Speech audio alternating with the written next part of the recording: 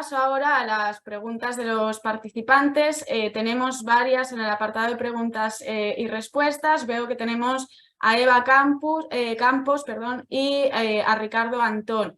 No sé si ya les podemos dar paso y así Raúl también puede conversar con ellos.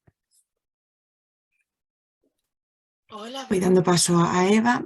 Perfecto, gracias. Nada.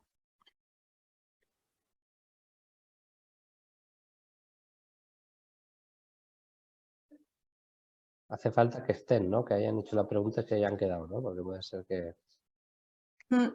Hola, Sí. buenos días. Ahora. Buenos días. Muchísimas gracias, Raúl, por tu presentación y también por todo tu trabajo que sigo y he seguido ahora, pero sigo desde hace tiempo con mucho interés.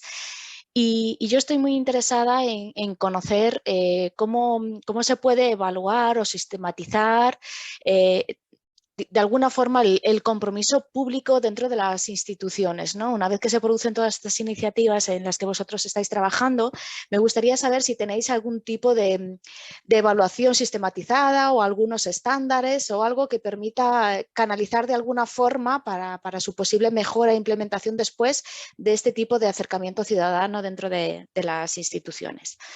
Muchísimas gracias.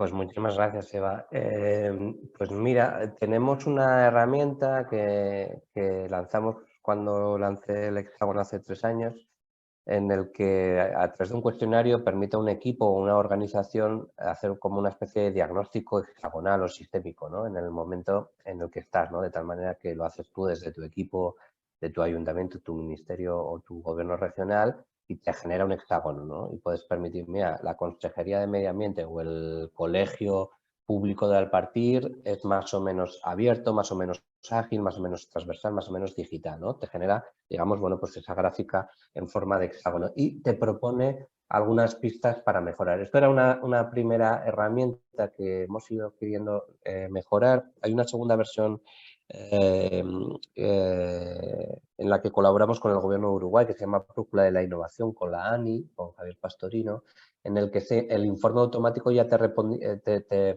generaba, te daba pistas de cómo mejorar tu equipo, también de qué soft skills que podías entrenar y también de acciones concretas del gobierno de Uruguay en este caso, porque están utilizando el hexágono para evaluar toda la arquitectura institucional de su país, su capacidad innovadora, de qué programas que estaba desarrollando la propia Agencia Nacional de Innovación Uruguaya podías hacer, ¿no?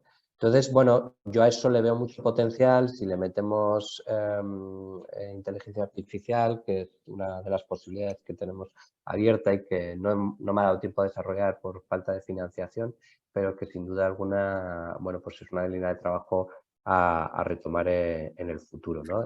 No obstante, el modelo abierto lo tienes en modelogi.net. Esto además, digamos que tiene ya un par de spin-offs, una aplicadas a bibliotecas con la gente del Centro de Bibliotecarios y Documentalistas de Valencia y otra de escuelas que surge un poco de esa colaboración con la Fundación Princesa Girona, ¿no? De tal manera que adapta el lenguaje a este tipo de organizaciones. Y poco a poco se podría ir llevando prácticamente a cualquier morfología de organización.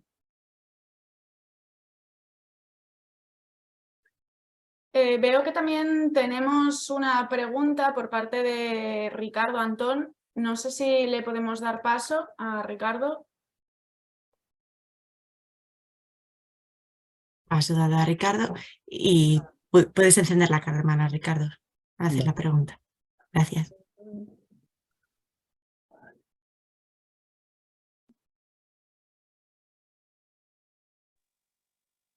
A ver, vale, aquí estoy. Aupa, Raúl y compañía.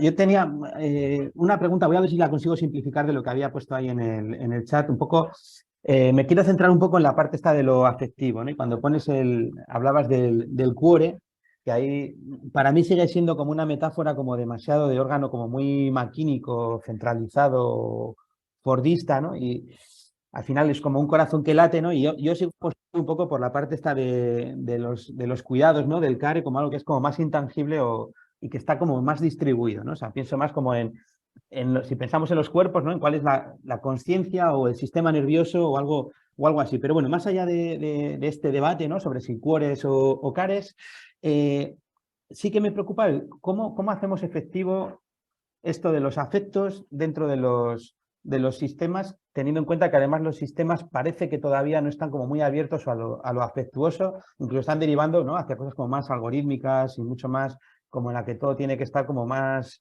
maquínico, mucho más como sistematizado para que funcione casi solo, ¿no? Entonces, hay como tres pequeñas preguntas, ¿no? Una es lo afectivo, al final, para que lo podamos implementar, como desmenuzarlo un poco, o sea, de qué se compone eso de lo afectivo.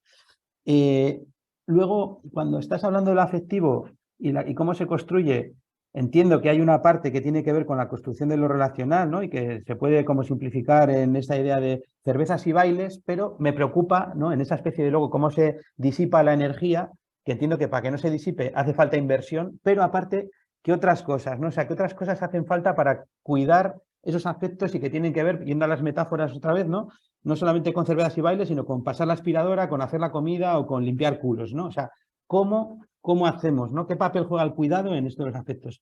Y luego, la última, que tiene que ver con esto que decía, ¿no? Vale, ¿cómo lo hacemos operativo dentro de los sistemas, ¿no? Teniendo en cuenta además que todavía tú apuestas por transversalizarlo, y yo creo que a veces la transversalidad desaparece, lo que transversalizamos.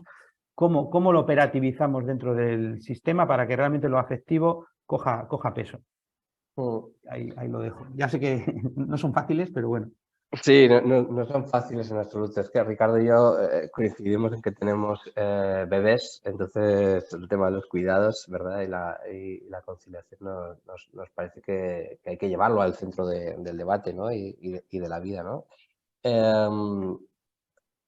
Yo de verdad que creo que una de las claves es una repolitización, pero por la vía filosófica de la realidad, y que rescatar el contrato social de ese concepto discursivo y que los opinadores públicos manejan y llevarlo a esa dinámica en la que yo trabajo en torno a dos ejes, la idea de la identidad y la idea de nosotros, es fundamental, ligándola a la idea del futuro. De alguna forma vivimos, como dice Ritchie, bajo una hegemonía del algorítmico, de la inteligencia artificial, de la tecnocracia, ¿no? De hecho, los propios Next Generation parece que estaban enfocados a que con invertir en tecnología íbamos a ser capaces de resetear, de hacer un update a la sociedad occidental, a la sociedad europea, ¿no? Y que esto iba otra vez más de más pantallas, más algoritmos, más inteligencia artificial, cuando seguramente va fundamentalmente pues, más de afectividad, ¿no?, de encontrarnos, etcétera, ¿no? Comparto completamente, en fin, sus inquietudes y sus preocupaciones, pero creo que merece, sin duda alguna, una reflexión y un debate mucho más profundo. Una de las claves puede ser esta idea de que, por ejemplo, abordamos el tema del medio ambiente, el tema del cambio climático, como un problema de futuro. Y yo creo que una de las claves del cambio climático es que lo incorporemos al eje del nosotros. Me voy a explicar para que se me entienda. Y aquí nos estamos poniendo muy filosóficos porque me ha tirado de la lengua Ritchie, ¿no? Pero nosotros, cuando pensamos en el cambio climático, en general la gente, en fin, es incapaz de dejar de comer carne o incapaz de consumir tanto plástico porque no somos neurológicamente capaces de empatizar con nuestro yo del futuro. Esto es algo que han demostrado los neurólogos. Tú le pones a un tipo en la cabeza, a una persona, un extraño, un forano, una persona ajena, y le pones a sí mismo, pero en el futuro, y la actividad cerebral es muy parecida. Es decir, nuestro yo del futuro para nosotros mismos es un extraño, ¿vale? Con lo cual, abordar el ámbito de las políticas de cambio climático como en fin, dándonos miedo del futuro, etcétera, está demostrando muy ineficaz. Sin embargo, y ya digo que aquí me pongo muy profundo, creo que puede ser una buena idea incorporar este tipo de abordajes del cambio climático en el eje de nosotros.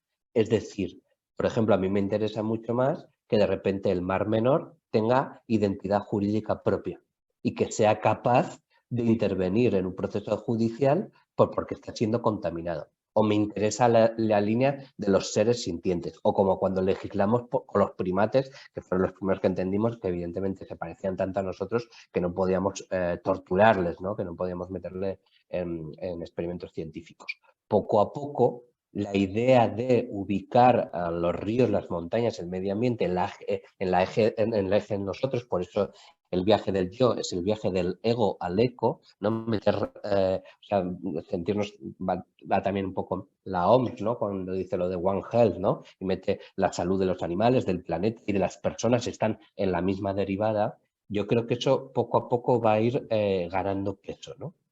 No sé si me he ido mucho de la cuestión central, ¿no? Y bueno, en fin, la afectividad efectivamente no está no está en la agenda, ¿no? Hoy por hoy, en fin, hablamos 3 o 4 personas de estas ideas, ¿no? A veces de los cuidados sí que se habla más, ¿no? Que, bueno, pues podría estar de alguna forma vinculado, aunque el debate de los cuidados ha sido, yo creo que interpretado o utilizado políticamente de forma cortoplacista y de forma torpe, porque parece que enfrenta un modelo con otro y entonces ahí la batalla siempre es a perder, ¿no?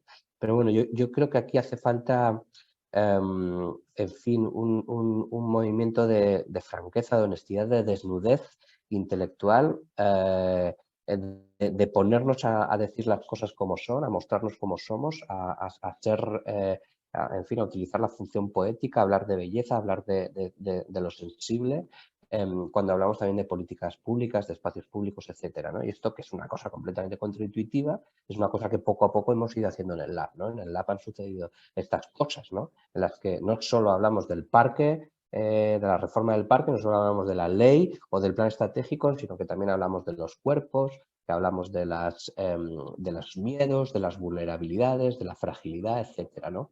Poco a poco eso debería ir tomando fuerza. No soy capaz de meterme mucho más profundamente en el tema porque creo que nos separa bastante en fin, del foco, ¿no? De gobierno abierto en el que estamos. Pero sin duda alguna, bueno, pues en fin, la afectividad es la pata pendiente de la agenda política y espero que inauguremos pues una década de afectividad, ¿no? En la que poco a poco podamos ir incorporando estas visiones, estas aproximaciones, ¿no?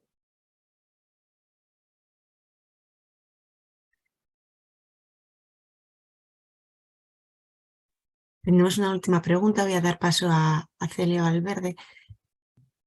Te doy acceso a panelista, Celia. Acepta el mensaje, por favor, y haz la pregunta que tiene que ver con la democracia afectiva, cómo la podemos llevar al seno de las instituciones públicas.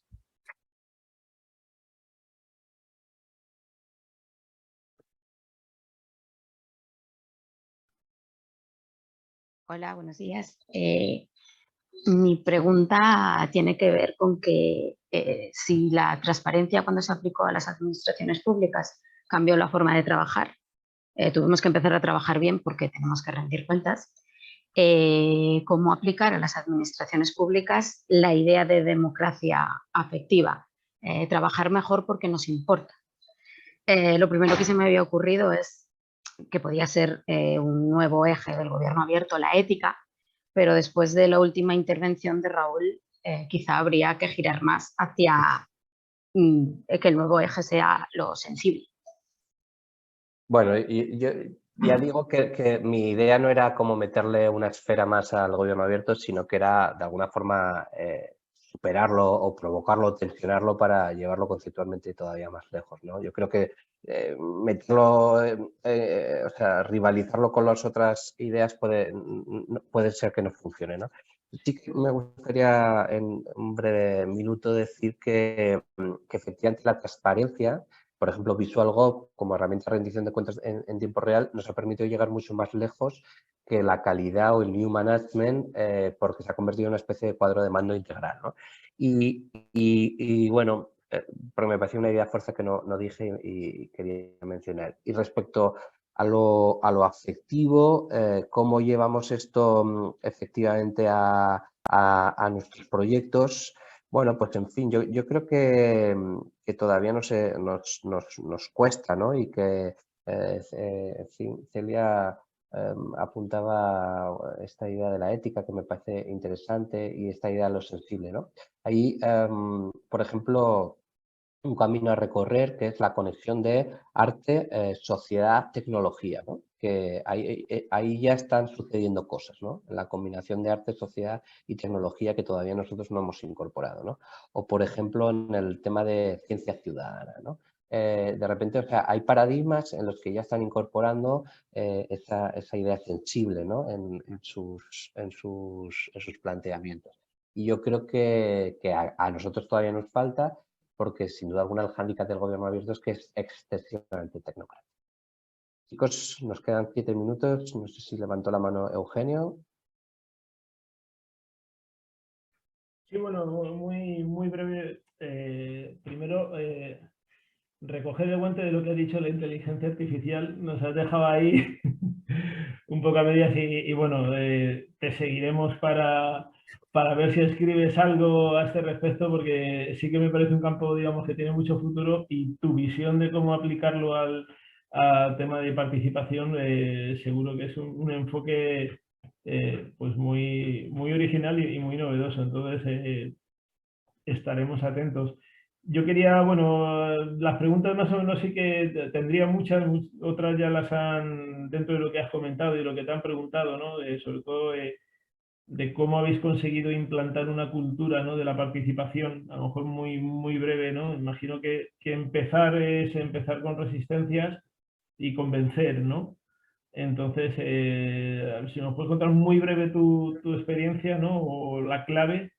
Y por último, pues agradecerte desde la Dirección General de Gobernanza Pública, pues bueno, esta conferencia tan interesante y que nos llevamos tanto apuntado, y muchas preguntas respondidas y muchas nuevas preguntas abiertas, ¿no? Por lo menos de mucho camino que hay hacia adelante, aparte de todo lo que se ha hecho.